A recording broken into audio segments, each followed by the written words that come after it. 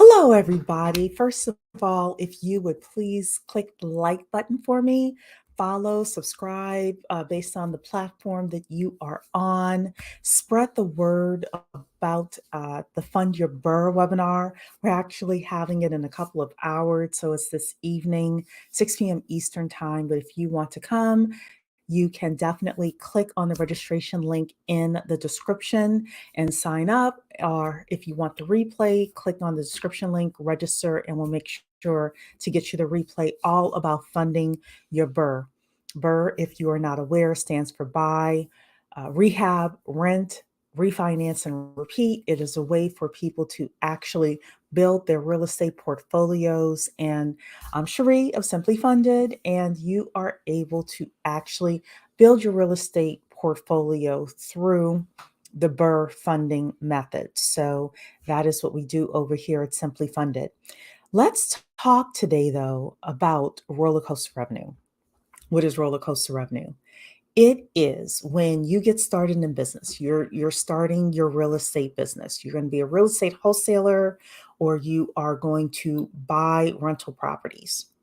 And you start doing some work, and then all of a sudden you get a deal. It's probably more applicable to somebody who's going to be a wholesaler.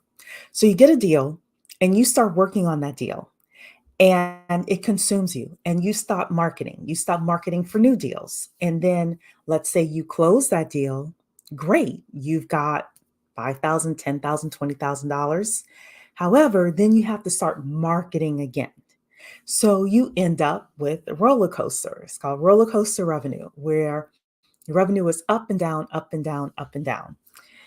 It is a common challenge that a lot of entrepreneurs have, especially if you are a solo entrepreneur or it's maybe you and one other person. Roller coaster revenue sucks. I've been in business many, many years. Roller coaster revenue sucks. So what we want to do is we want to get you out of roller coaster revenue.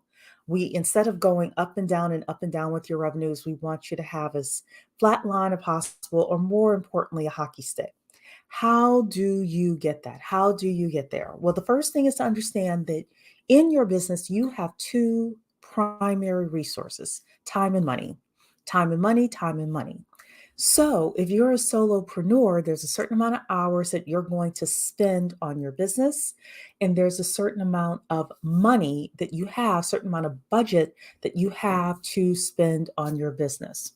The name of the game is lead generation.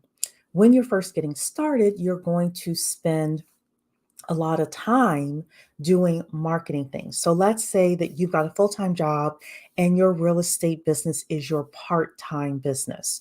Well, you may say, you know what, I'm going to spend 10 hours a week on this business working in order to get people to come to me and sell me their homes. Great. As you get a deal, you're going to spend more time working on that deal. So your 10 hours are going to stay the same.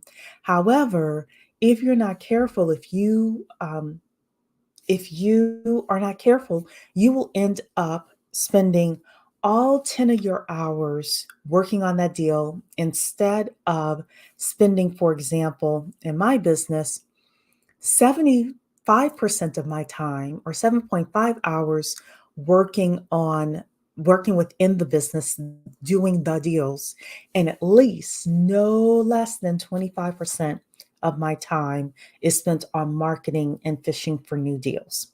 So when I was a business plan writer, I did the same thing, where I would try my hardest to never go below 25% of my working time spent actually pursuing new business, talking to new clients, getting referrals, talking with referral partners, etc. You want to think about doing the same thing in your real estate business. If you are looking to buy and hold, you want to do your BRRRRs, for example, you want to think the same thing. You want to spend a certain amount of time looking for property. And then if you find a property and maybe you're not ready to take on that second, third, fourth, fifth opportunity, great. Then you can wholesale those and have extra cash that you could put into your first rental deal. Okay. But Again, I would suggest no less than 20% of your time be spent marketing your business. That is how you prevent the roller coaster revenue. So, other people have different ways of preventing roller coaster revenue. Again, up and down revenue sucks. We want you to be either straight line or better yet, hockey stick. So, you can say, you know what, every day I'm going to spend at least 30 minutes per day looking for deals. And that way you don't have roller coaster revenue, no matter how busy things get, no matter how busy your rehabbing gets, no matter how busy dealing with a tenant gets, or dealing with the funding partner, talking with somebody like me to say, hey, I've got this deal, let's close this business up. You still have 30 minutes per day that you spend on your laptop or on your computer or on your cell phone looking for deals and actively contacting people for deals. So that's number one. Number two, I've heard of people say, hey, I have a win by 12 methodology. 12 means 12 o'clock p.m. So what they will say is between the hours of 9 and 12, I have at least 1 hour or 2 hours. I've even heard people say 3 hours, but usually 1 to 2 is enough, where you're going to actually pursue business, look for deals, contact people, make offers, things like that. So that's another methodology that I've heard to prevent roller coaster revenue. It's the 1 by 12 method. Another thing that I used to do eons ago with my business plan writing business, and it does work, is Money Monday. What is Money Monday or Marketing Monday? It means that I would, in my business, I would write an article of the week. I would post it on LinkedIn. I would post it on my website with all of the SEO done. I would do my video of the week, et cetera, et cetera. So some of you, you may not necessarily want to be on social media all the time, but you still need to have a social media presence. Maybe on Mondays, maybe on your Money Monday, you will actually record 3 different videos. Um, Another thing I used to do on Money Monday or Marketing Monday was I would also reach out to my long term prospects in order to see if they were ready to get their business plan done. So, what does this have to do with you?